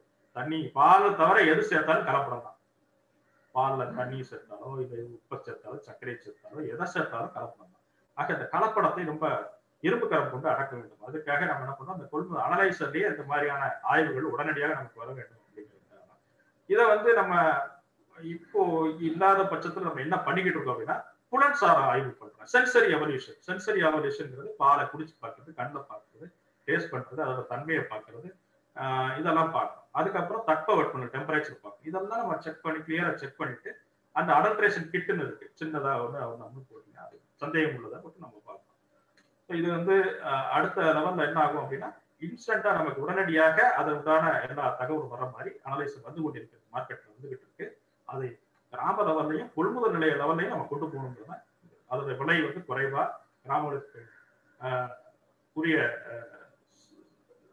குறைவான விலையில் அந்த ஆய்வு செய்து முடிக்கிறதுக்கான ஒரு வாய்ப்பை நாங்கள் தொழில்நுட்ப வல்லுநர்கள் ஆய்வு செய்து கொண்டிருக்கிறோம். அவ்வாறு வாங்கும் பாலை நன்றாக வடிகட்டணும். கண்டிப்பா வடிகட்ட வேண்டிய இடம் எல்லா இடத்துலையும் வடிகட்டணும். ஏன் வடிகட்டணும் அப்படின்னா இந்த பால் இருக்கிற இடத்துல டஸ்ட் நிறைய வரும். நம்ம பால் கறவை மாடு தூய்மை வச்சிருந்தாலும் காத்துல வரக்கூடிய வட்டோலுடைய சின்ன தூசு கூட அதுல வந்து விழுகும். அதனால கிருமிகள் வர வாய்ப்பு இருக்கு. ஆகையே என்ன பண்ணணும், பாலை எப்பொழுதுமே நாம் வந்து கண்டிப்பாக வடிகட்ட, ஃபில்ட்ரேஷன் எல்லா இடத்துலயும் இருக்கும். மாடு கறக்கிறதுல இருந்து, கொள்முதல் நிலையத்துல இருந்து, சில்லிங் சென்டர்ல இருந்து, மெயின்டைன் வரைக்கும் எல்லா இடத்துலயும் ஃபில்டர். மெயின்டைன்ல வாங்கினதுக்கு அப்புறமே ப்ராசஸ் போறப்ப 16-18 ஃபில்டர்ஸ் தாண்டி தான் போய் ஆகும் அந்த பால். இதை விட அட்வான்ஸ்டா என்ன பண்ணிருக்காங்க இப்ப ஹைட்ரோசைக்ளோன் முறை அப்படின்ற ஒரு முறையை நாங்க எங்க நிறுவனத்துல முதல் முறை அதை செஞ்சிருந்தோம். அந்த ஹைட்ரோசைக்ளின் முறையில இருந்து அந்த பாலுடைய சின்ன சின்ன இம்பியூரிட்டிஸ் அதெல்லாம் வந்து அகற்றுவதற்குண்டான வல்லமை அந்த ஹைட்ரோசைக்ளின் ப்ராசஸ்ல இருந்தது. அது சின்ன மயிரிழை அளவு கூட இருந்தாலும் அது வந்து வெளியே. இப்படி வந்து ஃபில்ட்ரேஷன் ப்ராசஸ் ரொம்ப ரொம்ப முக்கியம். அடுத்து பாத்தீங்கன்னா பால் கொள்முதல் நிலையத்தில் தர கட்டுப்பாடு. இங்க வந்து கொள்முதல் நிலையம் அடுத்து மில்க் சிலிக்ஸ் போயிடும். பால் கொள்முதல் செய்த பாலை குளிரூட்டுனதுக்கு எடுத்து போறோம். பால் கொள்முதல் களங்கள், மில்க் அனலைசர், பால் தரம் ஆய்வு மானி ஆகியவற்றை கண்டிப்பாக இதெல்லாம் வந்து சுத்தமாச்சுங்க எல்லாத்தையும். மில்க்ல பொறுத்த வரைக்கும் பாலை பொறுத்தவரை கழுவி கொண்டே இருக்க வேண்டும். ஆய்வு தொடங்குறதுக்கு முன்னாடி கழுவணும், முடிஞ்சதுக்கு அப்புறம் கழுவணும். இதுதான் வந்து முறை. அடுத்து பாத்தீங்கன்னா அந்த பெர்ராசிட்டிக் ஆசிடை தெளிக்க வேண்டும், சுத்தி தொளிக்கணும், அந்த கொள்முதல் நிலையத்துல தெளிக்க வேண்டும். அடுத்து கொள்முதல் செய்த பாலின் கேன்களை நிரப்பி தண்ணீர் தெளித்து சாக்குப்படி கொண்டு அந்த கலெக்ஷன் கொள்முதல் சென்டர்ல இருந்து அந்த கொள்முதல் வாகனம் வர்ற வரைக்கும் வெயிட் பண்ணி கரெக்டா அந்த டைமுக்கு நீங்க மேட்சிங் பண்ணணும். அந்த கலெக்ஷன்ங்கிறது நான் வாட்டுக்கு 4 மணிக்கு கறந்து 9 மணிக்கு அனுப்புனா பாலின் தன்மை மாறிடும். ஆக அந்த கறவை அந்த களத்துல இருந்து வரக்கூடிய அந்த வாகனமானது, அந்த சிசில இருந்து வரக்கூடிய பால் கொள்முதல் வாகனமானது வரும் நேரத்தை பொறுத்தே நம்மளுடைய தொழுவத்திலிருந்து கறவை நிறைய யூஸ்வலா அந்த மாதிரி தான் இருக்கும். அந்த மாதிரியான ஒரு வாய்ப்புள்ளதான் இப்போ நம்ம காலங்காலமா அதான் செயல்பட்டு கொண்டிருக்கிறது. அது சரிபார்த்துக் கொள்ள வேண்டும். ஏன்னா பாலுடைய தரம் வந்து நேரம் ஆக ஆக பாலில் கலக்கப்பட்ட நுண்கிருமிகள் மல்டிபிளிகேஷன், அதை இனப்பெருக்கம் செய்து அந்த பாலுடைய லாக்டோஸ் என்ற சர்க்கரையை லாக்டிக் அமிலமாக மாற்றிக்கொண்டு அப்படி மாற்றிக்கொண்டிருக்கும் பட்சத்தில் பாலுடைய தன்மை மாறும். புரோட்டீனை பிரிக்கும், ஃபேட்டை பிரிக்கும், அப்புறம் தயிர். இதுதான் வந்து அந்த கெட்டு போகக்கூடிய வேண்டிய ஸ்டேஜ். அடுத்து அதான் அந்த லாஸ்ட் பாயிண்ட் சொல்லி கொள்முதல் வாகனம் நேரத்திற்கு சற்று முன்பாக பால் கறவை மற்றும் கொள்முதல் நேரங்களை தீர்மானித்தல் அவசியம். அடுத்து பாத்தீங்கன்னா பால் குளிரூட்டும் நிலையத்தில் பால் தர வேண்டும். இந்த குளிரூட்டும் அடுத்த ஸ்டேஜ், அடுத்த கட்டம் பால் குளிரூட்டும் நிலையம். அந்த பால் குளிரூட்டும் நிலையத்துல வந்து சரியான முறையில நம்ம பாலை வந்து பராமரிக்கல அப்படின்னா அதோடைய தரம், பாலின் தரம் முற்றிலுமாக குறைந்துவிடும். அந்த கிளீன் மில்க் ப்ரொடக்ஷன்ங்கிற ப்ராசஸே அங்க சம்பித்து போய்விடும். ஏன்னா அவ்வளவு தூரம் தொழுவத்துல சுத்தமா கறந்து கொள்முதல் வாகனத்துல கரைத்து சரியான நேரத்துக்கு வந்து அங்கேயும் சுத்தத்தை பராமரிச்சு பேரி காத்து இங்க சிசில வந்து கெடுத்துட்டோம்னா பால் வந்து நமக்கு சரியான பால் கிடைக்கும். ஆக பால் கொள்முதல் வாகனம் வந்தவுடன் வண்டியை நிறுத்தி போயிடக்கூடாது. அதுக்கு தகுந்த மாதிரி அந்த பிளானிங் பால் வர இறக்குற டைமிங், இந்த ஒரு நம்ம வாகனத்திலிருந்து இறக்கக்கூடிய கேன் வந்து அந்த டிப்பிங் டேங்கில் போகும்பொழுது 6 கேன், ஒரு சராசரியா ஒரு நிமிடத்துக்கு 6 கேன் அளவு வேகத்தில் நாம் அதை டெஸ்ட் பரிசோதனை செய்து சோதனை கரெக்டாக இது பண்ணி அதை வந்து டிப்பிங் கணக்கும், அந்த பாலை டம்ப் டேங்க்ல அந்த பாலேற்றம் செய்யுது. உடனே என்ன பண்ணணும், இம்மீடியட்டா உடனடியாக பாலை குளிர்விக்கிறது. இப்ப குளிர்கலன்லாம் சில இடத்துல பாத்தீங்கன்னா இன்ஸ்டன்ட் சில்லிங், அதாவது சில்ல பிஹெச்சி, அதாவது பேட் ஹீட் எக்ஸ்சேஞ்சர் முறையை இன்ஸ்டன்டா உடனடியாக சில் பண்ணி 32 டிகிரி 34 டிகிரி இருக்கக்கூடிய பாலானது 5 டிகிரிக்கு கீழாக சில் செய்யப்படுகிறது. இந்த பல்க் மில்க் கூலர் என்பது சிறிதாக 3 மணி நேரத்தில் அதோடைய சராசரி டெம்பரேச்சர் முதல்ல வந்து 20 டிகிரி வேகமாக வந்துவிடும். 20 டிகிரிக்கு அப்புறம் படிப்படியாக குறைந்து நமக்கு 5 டிகிரி மில்க் கூலர்ன்றது அந்த பல்க் மில்க் கூலர் சொல்ற பாருங்க, அதான் பிஎம்சி. அப்புறம் வந்து வெய் பேலன்ஸ், இந்த இடைக்கலன் பால் பைப் லைன்ஸ் அந்த சிசில இருக்கக்கூடியது. அப்புறம் பார்த்தீங்கன்னா நிறைய அந்த ஸ்டோரேஜ் டேங்க்ஸ், அந்த ஃபில் பண்ணி போட்டக்கூடிய பாலுடைய ஸ்டோரேஜ் டேங்க்ஸ் எல்லாம் அந்த பிஎம்சி பல்க் மில்க் கூலர் ஆகியவற்றை நன்றாக சுத்தம் செய்ய வேண்டும். எப்போ பால் வாங்குறதுக்கு முன்னாடி, பால் வாங்கியிருக்கணும், 2 வேளை செய்யணும். இங்க வந்து சிறப்பு என்னன்னா சுடுதண்ணீர் பயன்படுத்தி இருக்கிறனால் 90 டிகிரி பண்ணீங்கன்னா அது இன்னும் சிறப்பு. சோலார் ஹீட்டர் வச்சு நீங்க பண்ணீங்கன்னா சிறப்பு. இல்லாத பட்சத்தில் நாம் இருக்கிற இந்த சொல்லக்கூடிய இந்த நுண்கருமி 1% கரைசல் இருக்கு பாருங்க, பெர்ராசிட்டிக் ஆசிட். இந்த பெர்ராசிட்டிக் ஆசிட் லூக்வார்ம் வாட்டர், இந்த சாதாரண குளிர்நீரும் அது நன்றாக பணி செய்கிறது, அந்த கிருமி நீக்கம் செய்கிறது. ஆக அந்த கரைசலை கொண்டு நாம் சுத்தமாக கிளீன் பண்ணி மேனுவல் கிளீனிங், சாதாரண டிட்டர்ஜென்ட் யூஸ் பண்ணி கிளீன் பண்ணிட்டு அந்த கரைசலை யூஸ் பண்ணி கம்ப்ளீட்டா நம்ம கிளீன் பண்ணி அந்த பைப் லைன்ல அதை நிலைநிறுத்தி வைக்கலாம். அதாவது அடுத்த நாள் ரிசப்ஷன் வரைக்கும் கிளீனிங் முடிச்சதுக்கப்புறம் அந்த நிலைநிறுத்தி அந்த கிளீனிங் வச்சுட்டு அதுக்கப்புறம் மறுபடியும் மாலையும் காலையும் அந்த ஷிஃப்ட்டுக்கு மாறுறப்போ தண்ணீர் விட்டு அதை அப்புறப்படுத்திட்டு மறுபடியும் பாலை நீங்க கொள்முதல் செய்யலாம். இங்க பிஎம்சி பல்க் மில்க் குழுவில் செய்யக்கூடிய, அதாவது சில்லிங் சென்டர், அதாவது பால் குளிரூட்டும் நிலையத்துல செய்யக்கூடிய ஆய்வு என்னென்ன அப்படின்னா, வந்த உடனே புலன்சார் ஆய்வு, அதான் ஆர்கன்லெப்டிக் எவல்யூஷன், புலன்சார் ஆய்வு செய்யணும். அது செஞ்சாதான் பாலுடைய தன்மை எப்படி இருக்குங்கிறது புரியும். அதுல கேனை திறந்த உடனே ஒரு வாசம் வரும். நல்ல வாசம் இருந்தா நல்ல பால், இல்லைன்னா அது ஏதோ ஆய்வுக்கு உட்படுத்த வேண்டிய பால், அதோடைய கிருமி எண்ணிக்கை அதிகமாக இருக்கலாம், இல்லது வேற ஏதாவது பால் கலப்படம் இருக்கலாம். ஆகவே பால் கலப்பட ஆய்வு கட்டாயம் சந்தேகம் உள்ள கணக்குகளை நீங்க கண்டிப்பாக செய்ய வேண்டும். அடுத்து பாத்தீங்கன்னா 30 நிமிடத்துக்கு ஒரு தடவை கட்டாயம் செய்ய வேண்டும். இந்த டெஸ்ட்ங்கிறது கண்டினியூஸா போயிட்டு, பாலை வாங்கி வச்சுட்டா நெருப்புல வயிற்றுல நெருப்பை கட்டி வச்சிருக்க மாதிரி, அதாவது அந்த பாலானது ஆய்வு செஞ்சுக்கிட்டே இருக்கு. 30 நிமிஷத்துக்கு ஒரு தடவை அதோட தரம் குறைகிறதா, மாறுகிறதா, ஏற்றம் இருக்கிறதா அப்படிங்கிறத பார்த்துக்கிட்டே இருக்கும். அப்ப தட்ப வெப்பநிலை, மில்க் டெம்பரேச்சர் ரொம்ப ரொம்ப இம்பார்ட்டன்ட். அடுத்து பாலில் அமில ஆய்வு, மில்க் அசிடிட்டி.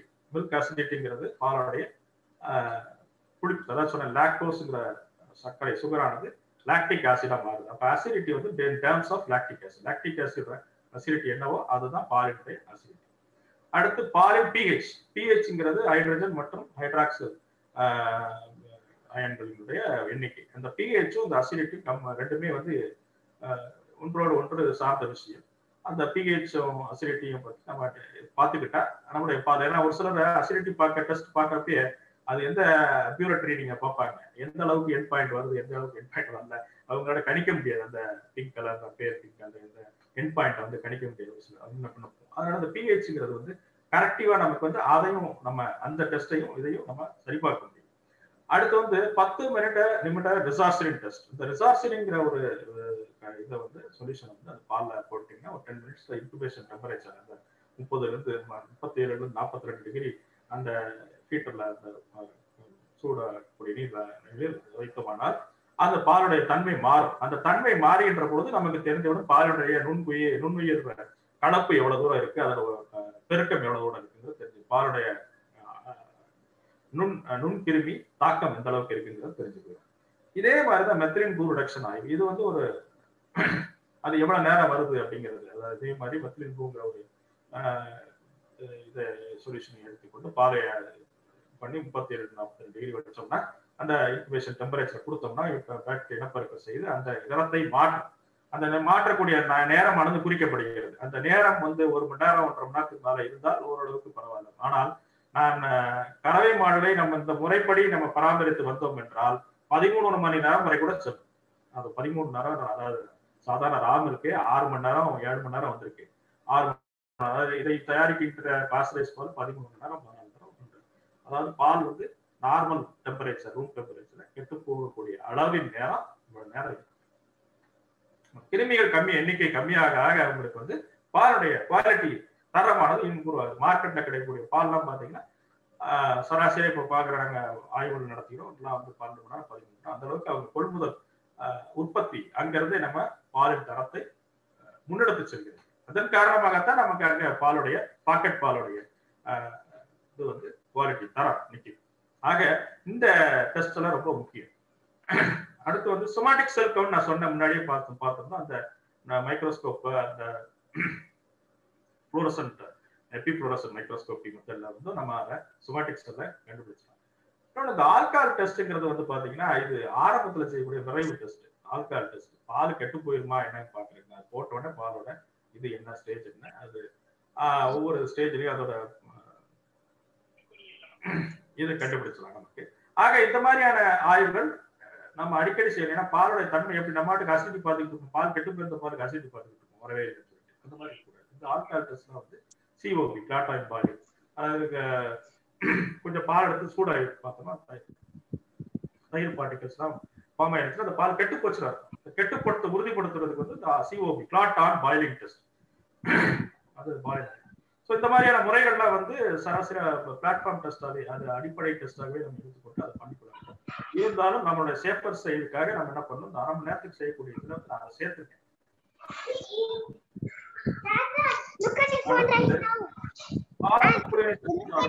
என்னன்னா குளிரூட்ட பொருளை சேகரிக்கும் பால் பேக்கரை நன்கு நேரடி ஆய்வு செய்ய வேண்டும். டைரக்ட் இன்ஸ்பெக்ஷன் பால் டேங்கர் வந்தா ரோடு போட்டு கரெக்ட் பண்ணி ஓசை நம்ம மாட்டி கனெக்ட் பண்ணி பாலை ஏற்றிருக்கலாம் சிசி. என்ன பண்ணா ஃபர்ஸ்ட் அடுத்த ஸ்டெச் ஒரு ஸ்டெச் எங்க போகுது, அடுத்த இது என்ன அப்படின்னா டேங்கர் தான் நம்ம குளிர் செய்த பாலை, சுத்தமாக குளிர் செய்த பாலை, இவ்வளவு ஆய்வுகளை மேற்கொண்டு தரம் பாதுகாக்கப்பட்ட பாலை நாம் டேங்கரில் ஏற்றுகின்ற போது, பால் ஏற்றம் செய்கின்ற போது அந்த டேங்கருடைய சுத்தம் கட்டாயம் அவசியம். இதற்கு வந்து டைரக்ட் இன்ஸ்பெக்ஷன் செய்ய வேண்டும். நிறைய பேர் டேங்கர் மேல ஏறி அதை நேரடியாக ஆய்வு பண்றதே கிடையாது. டேங்கர் வந்துச்சா ரோட போடு அப்படிங்கிற கண்டிஷன் இருக்காங்க. அது மிகப்பெரிய தவறு. நன்காக டேங்கரை ஆய்வு செய்ய வேண்டும். சுத்தமா அந்த இடுக்குகள்லாம் தயிர் பார்ட்டிகல்ஸ் ஒட்டியிருக்கும், சரியா கழுவல அப்படின்னா அது கழுவி ரொம்ப அதுல வராம இருந்து அதனா கொஞ்ச நேரத்தில் தயிராயிடும். அந்த மாதிரி நம்ம என்ன பண்ண டைரக்ட் இன்ஸ்பெக்ஷன் செய்யுது கழுவேன் டேங்கர் சுத்தமா கழுவுவேன். அந்த கழுவுப்போ நம்ம அந்த கரைசலை யூஸ் பண்ணி நல்லா கழுவிட்டு அப்புறம் மறுபடியும் குளிர் நீர் எல்லாம் கழுவினதுக்கு அப்புறம் தான் நீங்க வந்து இந்த பால் ஏற்றம் செய்யணும்.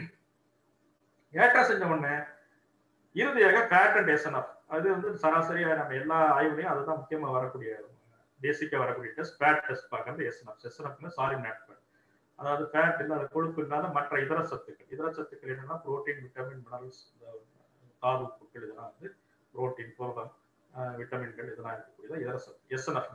இந்த எஸ்என்எஃப் வந்து சராசரி எப்படி இருக்கு அதோட எதிர்பார்க்க நிலைப்பாடு. ஏன்னா இது ஏன் இந்த வரியை இங்க சேர்த்திருக்கு அப்படின்னா பால் டேங்கர்ல ஏத்துனதுக்கு அப்புறம் நேரா சிசிக்கு போதா இல்லையாங்கிறது நமக்கு தெரியாது.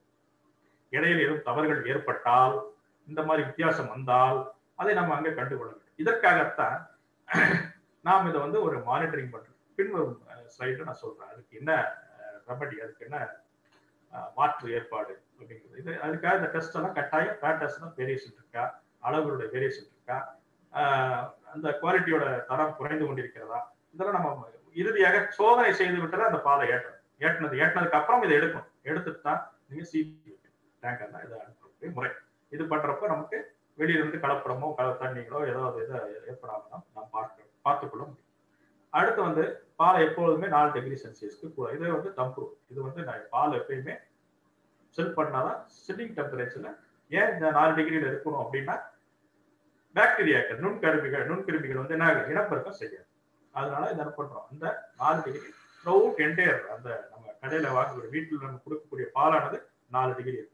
அந்த அளவுக்கு அது இருந்தால் கண்டிப்பாக தர மாற்றம் ஏற்படவே ஏற்படாது, தர பிறழ்வு ஏற்படாது. அப்புறம் வந்து டேங்கர்கள் குறிப்பிட்ட நேரத்தில் பால் டைரிக்கு வந்து சேர வேண்டும். இது ரொம்ப முக்கியமான பாயிண்ட். என்னன்னா டேங்கருக்கும் சில்லிங் சென்டர், அதாவது டெய்ரிக்கும் சில்லிங் சென்டருக்குள்ள இடைப்பட்ட தூரமானது 60 கிலோமீட்டர் இருந்தால் 30 to 60 கிலோமீட்டர், 30 கிலோமீட்டர் ஒரு சிங்கிள் 60 கிலோமீட்டர். இந்த மாதிரி இடத்துலதான் நெட்வொர்க் அப்படிதான் நம்ம அமைச்சுக்கணும். தவிர ரொம்ப நீண்ட நேரம் டேங்கர் நல்லா இருக்கு. அதாவது சில்லிங் சென்டர் வர முடியும். நீங்க ப்ராசஸ் பண்ண பால நீங்க அதிக தூரத்துக்கு எடுத்துக்கொண்டு செல்லலாம். ஆனால் செல்டு மில்கை வந்து இவ்வளவு தூரத்துல இருந்தா நன்றாக 60 கிலோமீட்டர் அந்த ரேடியஸ்குள்ள இருந்துச்சுன்னா உங்களுடைய பாலானது தர பிறழ்வு ஏற்படாமல் இருக்கும். அப்புறம் இப்ப எங்க வருது அப்படின்னா பால் டெய்ரிக்கு வந்துடும். அங்க உள்ள தரம் ஆய்வுகளை நம்ம சரிபார்த்த பின்னரே பாலை இறக்கணும். வந்தவொடனே டேங்கர் வச்சு நம்ம பாலை இறக்கிறது அங்க என்னென்ன நடைமுறை இதெல்லாம் இருக்கு அப்படின்னு. ஏன் இதை சொல்ல வரேன்னா அந்த தரத்தை பேணிக்க, அந்த தரமானது சிந்தாமல், அதாவது சீர்படாமல் சீரோடு அதை சரியான முறையில் நம்ம நிறுவனத்தை டெய்ரிக்கு வந்து சேரணும். இந்த பால் டைரிக்கு வந்து சேர வேண்டும் என்பது முக்கியமான ஒரு. அடுத்து பாத்தீங்கன்னா சிஐபிங்கிற நம்ம டைரியில இருக்கு. அந்த சிஐபிங்கிற ப்ராசஸ் அது ஒரு மிகப்பெரிய இது நெறிமுறை. அது என்னன்னா கிளீனிங் இன் பிளேஸ் சிஸ்டம், இருப்பு நிலை சுற்றம். அந்த டைரியில இருக்கக்கூடிய இடத்துல இருந்து அந்த ஒரு ஸ்டேஷன், சிஐபிங்கிறது ஒரு இடத்துல இருக்கக்கூடிய இயந்திரமானது பைப் லைன்கள் மூலம் அனைத்து கொள்கலன்கள், பாலுடைய கொள்கலன்கள் மற்றும் பால் எங்கெங்கு செல்கிற பைப் லைன்கள், அந்த மெஷினரிகள், அவை அனைத்தையும் இருந்த இடத்துல இருந்து சுத்தம் செய்யக்கூடிய ஒரு முறை. இது டெய்ரியில இருக்கு. இது ஆட்டோமேஷன் எல்லாமே நிறைய வேரியஸ் டைப்ஸ் இருக்கு. நிறைய இது இருக்கு. ஆட்டோமைஸ்டு சிஐபி சிஸ்டம் இருக்கு, மேனுவல் சிஐபி சிஸ்டம், மனித இயக்கப்படக்கூடிய சிஸ்டம். மனிதனால தான் இயக்கணும். அதை வந்து ஆட்டோமேஷன் கம்ப்ளீட் ஆகுது. ஆட்டோமேஷன் ப்ராசஸ் அப்படிங்கிறது கவுண்ட் வந்து நம்மளுடைய கம்ப்யூட்டர் வந்து நம்ம இது பண்ணி ஆப்ரேட் பண்ணக்கூடிய அந்த அளவுக்கு முன்னேற்றம் இருக்கு. ஆகையால் என்ன ஆகுது, இந்த தரத்தின் தூய்மையானது நம்ம வந்து மேனுவலா கிளீன் பண்றப்ப என்ன பண்றோம்னா பைப் லைன்களை கலட்டி விட்டு பிரஷை போட்டு கிளீன் செய்வோம். சமயத்தில் அரைகுறையாக கிளீன் செய்வோம். சமயத்தில் எவ்வாறு செய்திருக்கோம் என்றது நமக்கு தெரியாது. ஆனால் இது வந்து சிஐபி சிஸ்டம் ஆனது வந்து முற்றிலுமாக கம்ப்ளீட்டாக அந்தந்த கிளீனிங் கெமிக்கல்ஸ் மற்றும் நீர் ஆர்ஓ வாட்டர் அந்த வாட்டர்னால சுத்தம் செய்யப்பட்டு அப்புறம் வந்து அதுல வந்து கிருமி நீக்கி ஸ்டோர் பண்ணி வச்சது உபயோக இல்லாத நேரத்தில் கிருமி நிலைநிறுத்தி வைத்திருப்போம். அதன் காரணமாக கிருமிகள் இல்லாமல் இருக்கும். ஆக 100% தூய்மை இந்த கொள்கலன்களும் இதனை பாதுகாக்கப்படுகிறது. இதற்கு முக்கியமான சிஐபி சிஸ்டம் இருப்பு நிலை சுற்றம் ரொம்ப முக்கியம் சிஐபிங்கிறது. அடுத்து வந்து குட் மேனேஜ்மெண்ட் ப்ராக்டிசஸ். இது வந்து ரொம்ப முக்கியமான ஒரு டாபிக். இது வந்து ஒரு பெரிய முக்கியமான டாபிக் கூட. இதுக்கு தனியாக தான் நம்ம நேரம் எடுத்துக்கொள்ள வேண்டும். அதுல வந்து குட் மேனேஜ்மெண்ட் ப்ராக்டிஸ்ல என்னென்னலாம் எப்படிலாம் இருக்கணும், எதை எப்படி பண்ணணும், தரத்தினுடைய அடிப்படை எப்படி ஃபாலோ பண்ணணும் அப்படின்னா சவர ஒற்றிய பகுதிகளில் வந்து இடுக்குகள் இதெல்லாம் எப்படி சுத்தமாக வச்சுக்கணும், பர்சனல் ஹைஜீன் ஊழியர்களுடைய ஹைஜீன், அப்புறம் வந்து மிஷினரிஸோட சுத்தம், அப்புறம் பாலின் தரம், அப்புறம் பாலுக்கு உண்டான ஆய்வின் தரம், இப்படி எல்லாத்தையும் பத்தி முழுமையாக ஒரு நிறைவான ஒரு வகுப்பு தான் அந்த தரம் குட் மேனேஜ்மெண்ட் ப்ராக்டிசஸ்ங்கிறது. அது முற்றிலும் ஃபாலோ பண்ணணும். இப்ப இது பாத்தீங்கன்னா இப்ப வந்து இருக்கிற இன்றைய சூழ்நிலை காலகட்டத்திலே நம்ம என்ன பண்ணிருக்கோம்னா கொஞ்சம் அட்வான்ஸா போய்கிட்டு இருக்கோம். இந்த பால் உற்பத்தி, தரமான பால் உற்பத்தி. இந்த ஸ்லைடை விட்டு கவனிச்சிங்க அப்படின்னா ரொபாட்டிக்ஸ் முறையில் பாலை கறவை செய்யும். இப்போ 100 மாடு 200 மாடு 500 மாடு 1000 மாடு வச்சிருக்கவங்களுக்கு இந்த மாதிரி ஆட்டோமேஷன்ல வந்து ரோபோட்ஸ் பயன்படுத்தப்படுகிறது. இந்த காம்பானது ஆட்டோமேட்டிக்கா அந்த காம்பை சென்ஸ் பண்ணி அந்த கருவியானது காம்பில் ஆட்டோமேஷன் மூலம் அந்த காம்புகளை கனெக்ட் செய்து விட்டு அந்த ஏர் பிரஷர் காற்றின் அளவின் காரணமாக அதை பம்ப் செய்து தளவு எடுக்கும். பால் குறையும் போது தளவு எடுக்கும். அதை நிவர்த்தி செய்யும். இது வந்து ரொபாட்டிக் மில்கிங் மெத்தட். இது வந்து பெரிய பண்ணை 1000 மாடு 500 மாடு வச்சிருக்கோங்க. கண்டிப்பாக இதை கொண்டு செய்யலாம். இதில் தொழில்நுட்ப அறிஞர்கள் எல்லாம் வந்து இன்னும் ஆராய்ச்சி பண்ணி இதனுடைய விலையை குறைத்து நாம் பயன்படுத்த முடியும். ஏன்னா இந்தியா தான் நமக்கு உலகத்திலேயே பால் உற்பத்தி முதன்மையாக இருக்கின்றோம். இந்த காரணத்தினால் நாம் இந்த மாதிரியான அட்வான்ஸ்மெண்டான விஷயங்களை கண்டிப்பாக கையில் எடுத்து அது விவசாயிகளுக்கு போய் சேர வேண்டும். விவசாயிகளுக்கு பண்ணையாளருக்கு போகும், அதுக்கடுத்து விவசாயிகளுக்கு போகும். அந்த விவசாய லெவலுக்கு நம்ம எடுத்துட்டு போறதுக்கு என்னென்ன முறைகள் இருக்கோ, யுக்திகள் இருக்கோ, அதெல்லாம் நம்ம கண்டிப்பா பண்ண வேண்டும். இது பால் டைரியில என்னென்ன தர மேலாண்மை பண்ணணும் அப்படின்னா,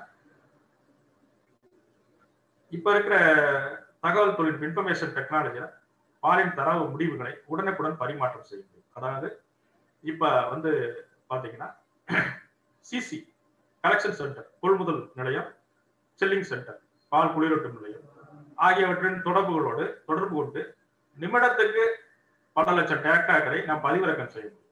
இன்டர்நெட் ஆன் திங்ஸ் என்ற முறையில அந்த ஒவ்வொரு இடத்துலையும் பாலுடைய தட்பவெப்பமானி டெம்பரேச்சர், அப்புறம் பாலுடைய கொழுப்பு சத்து, இதர சத்து அனலைஸ் செய்யக்கூடிய அந்த மிஷினில் இருந்து வரக்கூடிய டேட்டாக்கள் எல்லாத்தையும் நம்ம என்ன பண்ணணும், தர இருக்க உடனே நம்ம மெயின் டெய்ரிக்கு வரோம், சிசில இந்த டேட்டா கலெக்ட் பண்ணி எல்லாத்தையும் நம்ம வந்து பார்த்து உடனுக்குடன் தெரிந்து கொள்ள முடியும். அந்த வசதி தொழில்நுட்பம் இப்ப வந்து விட்டது. ஆக இந்த தர மேலாண்மையில் தொழில்நுட்பத்துறை ரொம்ப வெகு சிறப்பாக பணியாற்றி கொண்டிருக்கிறது. அப்புறம் அந்த கறவை முறையே தானியங்கி இயந்திரமா தான் ரோபாட்டிக்ஸ் கான்செப்ட் லாஸ்ட் ஸ்லைட பாத்தீங்க. அடுத்து வந்து முக்கியமா அந்த பால் டேங்கர் ஜியோ ஃபென்சிங் முறையில நம்ம வந்து பால் டேங்கரை வந்து லாக் பண்ணிடுவோம். லாக் பண்ணிட்டு அந்த லாக் வந்து ஓப்பன் ஆகுதா க்ளோஸ் ஆகுதா மானிட்டர் பண்ண முடியும். பாலுடைய அளவு என்னங்கிறத வர வழியிலேயே பார்க்க முடியும். பாலுடைய டெம்பரேச்சர் என்னங்கிறத பார்க்க முடியும். பாலுடைய பிஹெச் என்னங்கிறத பார்க்க முடியும். இதுக்குண்டான நடைமுறைகள்லாம் நம்ம செயல்படுத்தி கொண்டு இருக்கின்றோம். கூடிய சீக்கிரம் இந்த விஞ்ஞான முன்னேற்றமானது நாம் அனைவருக்கும் வந்து சேரும். அதற்குண்டான வாய்ப்புகளும் நமக்கு நிறையவே இருக்கிறது. அதற்குண்டான ஆய்வாளர் இருக்கிறார்கள், சிறப்பாக அதை பதிவு செய்து கொண்டிருக்கிறார்கள். அதுக்காகவே பாலின் தரம் வேளாண்மை ஆட்டோமேட்டிக்காக நம்ம ஆட்டோமேஷன் இதுல வந்து கண்டிப்பா போயிடும். இப்ப பாத்தீங்கன்னா லாஸ்டா நான் வந்து சொல்ல போறது ஒரு கிளீன் மில்க் ப்ரொடக்ஷன் அப்படின்னா இந்த அளவுக்கு கிளீனா சுத்தமா இருக்கணும். டெய்லிங்கிறது சுத்தமா இருக்கணும். இந்த சுத்தத்தின் அடிப்படையில் தான் இந்த பால் உற்பத்தியானது நீங்க கறவை தொழுவத்துல இருந்து ஆரம்பிச்சு கடைசியில டெய்லி வரைக்கும். இப்போ இந்த முக்கியமான விஷயம் என்னன்னா, நாம வந்து கறவை மாடுகளை சரியான முறையில பாதுகாக்க வேண்டும். உணவு பற்றாக்குறை என்பது இருக்கவே கூடாது. கறவை மாடுகளுக்கு சரியான உணவு முறை கொடுத்து கறவை மாடுகளை பேணி காத்தால்தான் நாம என்ன பண்றோம் இப்ப அப்படின்னா, ஒரு சில இடங்கள்ல பாத்தீங்கன்னா இந்த மாதிரி கறவை மாடுகள் என்ன பண்றாங்க, போஸ்டரை சாப்பிடுறதுக்கு நம்ம கொண்டு வருது. ஆக முதல்ல தரத்திற்கு முன்னால் மாடுடைய உணவு முறை சரியாக இருந்தால் நாம் அனைத்தையும் பாதுகாத்த முடியும். அந்த நியூட்ரிஷன் வேல்யூவை அப்படியே நம்ம ப்ரிசர்வ் பண்ணி பொதுமக்களுக்கு அதாவது கன்சூமர் போய் சேர்க்கணும் அப்படிங்கிறத லாஸ்ட் ரைட். ஆக இந்த வாய்ப்பு கொடுத்த அவர்களுக்கும் எனது நன்றியை தெரிவித்துக் கொள்கிறேன். மேலும் இதை வெளிப்படுத்திக் கொடுத்திய மதிப்பிற்குரிய திருமதி சூரிய நர்மதா என்ப விஜயன் அவர்களுக்கும் நன்றியை தெரிவித்துக் கொண்டு நாம் கற்க வேண்டியதை கசவர கற்க வேண்டும் என்ற மாண்புகள் வள்ளுவம் தந்த இந்த வார்த்தை சொல்லி நன்றி.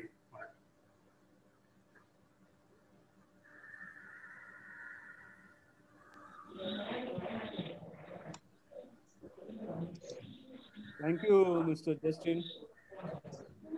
It's a very elaborative section. நமக்கு நல்லா இருந்தது. சுத்தமான பாலை பற்றி தரமான முறையில் எங்களுக்கு எடுத்துறதுக்கு மிக்க நன்றி. ஹலோ, திரு ஜஸ்டின் அவர்களுக்கு நமது குழுவின் சார்பில் எனது நன்றியை தெரிவித்துக் கொள்கிறேன். இப்போது கேள்வி நேரம். திரு ஜஸ்டின் அவர்கள் கொடுத்த செய்தியின் அடிப்படையில் நமக்கு தேவையான சந்தேகங்களையும் விவரங்களையும் கேட்டு தெரிந்து கொள்ளலாம். முதலில் திரு பாஸ்கர் அவர்கள் பன்னீர் மற்றும் சீஸுக்குள்ள வித்தியாசம் என்ன அப்படின்னு கேட்டிருக்காங்க. அவங்களுக்கு பதில் அளிக்குமாறு திரு ஜஸ்டின். பன்னீர் என்பது நான் சொல்லக்கூடிய விஷயம் என்னன்னா இந்தியாவுடைய சீஸ்ன்னு சொல்லலாம். ஆனா சீஸ்ங்கிற இதுல என்ன டிஃபரன்ஸ் அப்படின்னா சீஸுக்கும் பன்னீருக்கு என்ன டிஃபரன்ஸ்னா சீஸ் ரென்னட் போன்ற உரையக்கூடிய ரென்னட் அதாவது மாடுடைய அதாவது மாடுகளுடைய வயிற்றிலிருந்து கிடைக்கக்கூடிய ரென்னட் என்கிற என்சைமை யூஸ் பண்ணி அதை சீஸை கிளாட் பண்ணும். பன்னீர்ல நம்ம சிட்ரிக் ஆசிட் இல்ல சாதாரண புரிஞ்சு அதுக்கு அதை தயிராக்கி பின்னர் அதை சென்னா என்று சொல்லக்கூடிய நிலை. சென்னாங்கிறது நம்ம எதுல யூஸ் பண்றோம் அப்படின்னா ரசகுல்லால போடுவோம் பார்த்துக்கோங்க. அதெல்லாம் சென்னாங்கிற நிலை இருக்கும். சென்னாவில் என்ன பண்ணுவோம் அப்படின்னா அதை ஃபில்டர் பண்ணி வெயிட் வச்சு அதை ப்ரெஸ் பண்ணி அதுக்கப்புறம் உண்டான ஃபர்தர் ட்ரீட்மெண்ட்ஸை கொண்டு போனோம்னா அது பேர் பன்னீர். சீஸ் பார்த்தீங்க அப்படின்னா சீஸ் ஒவ்வொரு சீஸ் அதை கிட்டத்தட்ட 150-200 வெரைட்டிஸ்க்கு மேல சீஸ் இருக்கு. இடாம் சீஸ், கவுடா சீஸ், கம்பம்பர், அப்புறம் பர்மேசான், நிறைய வெரைட்டிஸ் ஆஃப் சீசஸ் இருக்கு. சீஸை பொறுத்த வரைக்கும் அதோடைய அந்த முறைதான் செய்யக்கூடிய முறைதான். காமனா மொசரலா சீஸ் பீஸா தான் பயன்படுத்துறாங்க. இந்த மொசரலா சீஸ் இது எல்லாமே ஒவ்வொன்றுக்கும் ஒவ்வொரு முறையான பயன்பாடு இருக்கு. அது எந்த இடத்துல பயன்படுத்தணுமோ அந்த இடத்துல பயன்படுத்தினா அருமையா இருக்கும் அந்த சீஸ். இது ரைப்பனிங் பீரியட் அதை பதப்படுத்தக்கூடிய காலம் மாறுபடும். ஒவ்வொரு சீஸுக்கும் மாறுபடும். 3 மாசம் வரும், 6 மாசம் வரும், 1 வருஷம் வரும், 24 மாசம், 2 இயர்ஸ். சில சீஸ்னா 2 இயர்ஸ் நம்ம அந்த ரைப்பனிங் பீரியட் அதை ஸ்டோரிங் பண்ணி அந்த இதை ஏற்படுத்தி அந்த ஈஸ்டர்ன் மோல்ட் அதோட இதை கட்டுப்படுத்தி அது சாதாரணமா எல்லாத்துக்கும் வராது. அது ஒரு சில இடங்கள் என்விரான்மெண்ட்டும் முக்கியம். இப்போ பாத்தீங்கன்னா ஒரு சில நம்ம தமிழ்நாட்டில் கிடைக்கக்கூடிய சீசஸ் பாத்தீங்கன்னா எல்லா சீசஸ் கேமர்மெண்ட் கிடைக்கு, ஈடாம் கிடைக்கு, எல்லாமே கிடைக்கு. அது பாத்தீங்கன்னா அந்த வேலி என்று சொல்லக்கூடிய தட்ப மாய்ஸ்சர் நமக்கு நல்ல முறையில் இருக்கும். அந்த சீஸ் வேலியில தான் அந்த சீஸோட ரைப்பனிங் நல்லா நடக்கும். அந்த சீஸோட குவாலிட்டி நல்லா இருக்கும். சீஸோட டேஸ்ட் இருக்கும். ஸோ பன்னீருங்கிறது நீங்க நார்மலா நம்ம வீட்டை வச்சே பண்ணிடலாம், ரூம்ல வச்சே பண்ணிடலாம். பன்னீருக்கு ஜஸ்ட் கேர்ட் ஆகுறது, அப்புறம் குளிர்ந்த நீரில் செட் பண்ணி அதை ப்ரெஸ் பண்ணிடுது. அதுக்கப்புறம் குளிர்ந்த நீரில் அதை மறுபடியும் வாஷ் பண்ணி அதை பேக்கிங் பண்ணி கொடுக்குறதா paneer. So paneer is Indian cheese, but it's simple as cottage cheese. Cottage சீஸும் இதுவும் பன்னீரும் ஒரே ஆல்மோஸ்ட் சேம் தான். பட் என்னன்னா இது தயிராக்கக்கூடிய இது இதுல சிட்ரிக் ஆசிட் அல்லது லாக்டிக் ஆசிட் யூஸ் பண்ணுவாங்க. அதுல வேற ரென்னட் சீஸோட. தேங்க்யூ. நன்றி. வேற ஏதாவது கேள்வி இருக்குதா? Anybody else? எல்லாம் அன்மியூட் பண்ணிட்டு பேசுங்க. எல்லாம் மியூட் ஆயிருக்குது. நான் ஒரு क्वेश्चन கேக்குறேன். ஜோ எஸ் எஸ் அண்ணா. ஜோ ஒரு கேள்வி கேட்கலாமா? நிச்சயமா. இந்த மில்க் ப்ரொடக்ஷன்ல கம்பெனிஸ் இப்ப ப்ரொடியூஸ் பண்றது பூராவுமே 100% ஒரிஜினல் மில்க் இல்லைன்னு பேசிக்கிறாங்க. அதாவது சோயா மில்க் கலந்துதான் கொடுக்கறதா பேசிக்கிறாங்க. அது எவ்வளவு தூரம் உண்மைதான் சொல்லணும். என்ன என்ன மில்க்ல சரியா கேட்கல எனக்கு. முதல்ல ஸ்டார்டிங்ல மட்டும் சொல்லுங்க. என்ன milk? Soya milk sir. Soya milk சேர்த்துறதா சொல்றேன். எதுல? சோயா மில்க் இல்ல எதுல சேர்க்கறாங்க? பால்ல எங்க சேர்க்கறாங்க? மில்க்ல தான். மில்க் பாக்கெட் இல்ல அந்த மாதிரி பேசிக்கிறாங்க. பாக்கெட்டட் மில்க்ல சோயா மில்க் கலந்துக்கிறதா கம்ப்ளைண்ட் இருக்குது. அது உண்மையான தகவலானு கேக்குறாங்க. இல்ல, கலப்படம் என்பது நடக்காமல் இருக்காது. எங்கேயாவது ஒரு இடத்துல நடக்கத்தான் செய்யும். அதுக்கு தகுந்த நடவடிக்கை சட்டம் இருக்கிறது. FSSAI food safety standards authority இருக்கிறார்கள். பாலில் கலப்படம் என்பது பாலில் இல்லாத எந்த பொருளை சேர்த்தாலும் கலப்படம் தான் அப்படிங்கிறதா FSSAIயோட கைட்லைன்ஸ். ஆக பால் என்பது எதுவுமே எக்ஸ்டர்னல் இதா இருக்குது. அதுக்கு வேற பேர் இருக்கிறது. அந்த குறிப்பிட்ட கொழுப்பை எடுத்துவிட்டு சோயா மில்கை சேர்த்தீர்கள் ஆனால் அது வந்து ரீகார்ட், அதாவது அது ஃபில்டு மில்க் என்று ஆங்கிலத்தில் சொல்கிறார். Filled milk. அப்ப நீங்க ஃபில்டு மில்க்னு போடணும் பாக்கெட்ல. சோயா மில்க் வந்து ஃபில்டு மில்க்னு போடணும். ஸோ அதுக்கு எல்லாமே ஸ்டாண்டர்ட்ஸ் இருக்கு. ஒவ்வொருக்கும் தர இருக்கு. இது கலப்படம் சொல்ல முடியாது. அதுக்கு உண்டான ஒரு வகை பாலில் ஒரு ஃபில்டு மில்க், ரீகம்பைன்டு மில்க், ரீகான்ஸ்டியூட்டட் மில்க், இதெல்லாம் ஒவ்வொரு வகைகள் இருக்கு. Sorry for interruption. அதாவது இந்த நம்ம ஆரோக்கிய பால்ல சோயா பால் கறக்குறதா சொல்லுவாங்க. அது உண்மையா? இல்ல, தனிப்பட்ட இது வந்து நம்ம சொல்ல வேண்டாம். நிறுவனத்தையோ எதையோ நம்ம சார்ந்து பேச வேண்டியது இல்ல. பட் இல்ல அபிஷியலா பண்ணல இல்லையா? இல்ல, அது வந்து என்ன அப்படி என்றால் தவறான ஆதாரமற்ற செய்திகள் இங்க விவாதிக்க வேண்டாம். கண்டிப்பா. ரைட். ஓகே.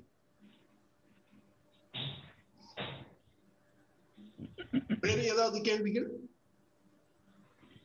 சார், கேள்வி கேட்கிறவங்க அன்மியூட் பண்ணிட்டு கேளுங்க. உங்க ஸ்பீக்கர் எல்லாம் மியூட்ல இருக்குது. அன்மியூட் பண்ணிட்டு கேளுங்க. Sir, good afternoon. நான் கண்ணா பேசுறேன். சார், ஜஸ்டின் சார் இதோட பிபிடி ரொம்ப இன்ஃபர்மேஷன் இருக்குது. சார் ஏதாவது ஷேர் பண்ண வரோம் நமக்கு. சார் சொல்லுங்க சார். பிபிடி இன்ஃபர்மேஷன் இருக்கு. நல்லா இருக்கு. நீங்க எங்களுக்கு ஒரு சின்ன நாலேஜ் ஷேரிங்கா எங்களுக்கு ஷேர் பண்ண முடியுமா? அது ஷேர் பண்றேன். Thank you sir. Thank you sir. என்னோட மெயில் ஐடி உங்க இது நான் இது பண்றேன். மேம் அதை பப்ளிஷ் பண்ண முடியுமா? இப்ப பிபிடி பண்ணிக்கலாம் இல்லையா? பவர் பாயிண்ட் பண்ணிக்கலாம். நம்ம குரூப்ல பண்ணிக்கலாம். சரி. Thank you sir. Thank you very much. Thank you.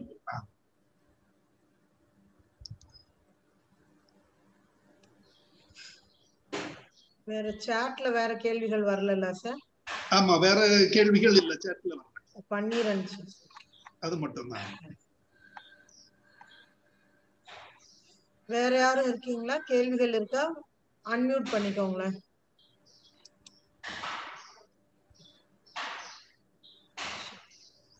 Sir, அப்போ கேள்விகள் இல்லைன்னா நீங்க பண்ணிக்கலாம். ஓகே. சோ இன்றைய நிகழ்ச்சியை நமக்கு அருமையாக விளக்கமாக பவர் பாயிண்ட் மூலம் எடுத்து காண்பித்த திரு IAM ஜஸ்டின் அவர்களுக்கு நமது குழுவின் சார்பிலும் இன்றைய தின பார்ட்டிசிபென்ட் சார்பிலும் எனது நன்றியினை தெரிவித்துக் கொள்கிறேன்.